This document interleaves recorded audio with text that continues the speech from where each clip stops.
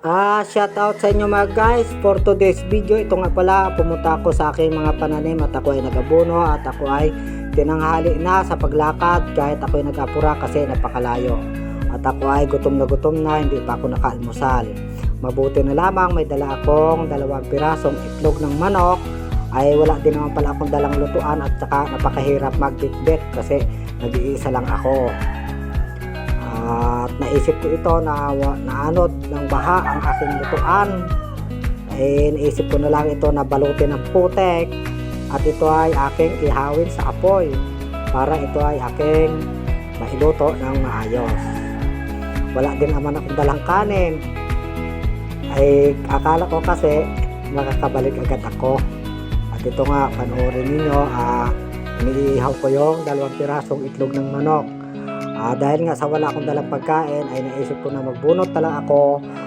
Buti na lang mayroon akong naitanim na kahit 1 pirasong kamuting kahoy ang tawag dito sa amin, itong balinghoy. Buti na lamang at may laman. At ako talaga ay talagang inabot ng gutom sa pag-aabuno ng aking mga pananim. Ganito lang talaga ang buhay sa amin sa probinsya mga guys. Probinsya ng Sablayan, Occidental Mindoro. At ito nga ay hinahango ko na yung 2 itlog. Sa palagay ko naman ay ito ay kanina pa at tuyo na rin yung putik na binalot ko sa kanya.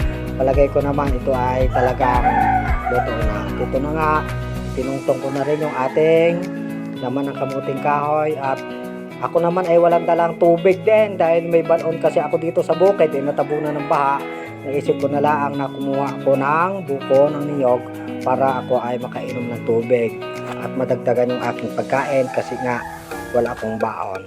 At ito na nga, binabalatan ko na yung ating inihaw na itlog ng manok mga guys.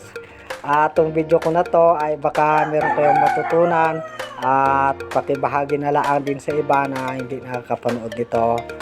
Maraming salamat, sana panoorin nyo hanggang dulo. At ito mga guys, kahit ganito lang yung pagkain ko, ako ay sarap na at kasi ako ay talagang ako'y gutom na. Salamat na lamang din na ako at dito sa aking pinuntahan ay meron akong tabing kahit konting asin na hindi naman naabot ng tubig na isinapit ko sa taas ng kahoy. At ito nga, tingnan nyo, lutong-luto. Maraming salamat sa inyo kung nagustuhan nyo tong video ko na to. Maraming salamat sa inyong panood. Hanggang sa muli, hanggang dito na lang talaga at maraming salamat sa inyong panonood. Guys, sabayan ako sa aking pagkain. Magandang umaga sa lahat. Magandang tanghali na pala mga guys.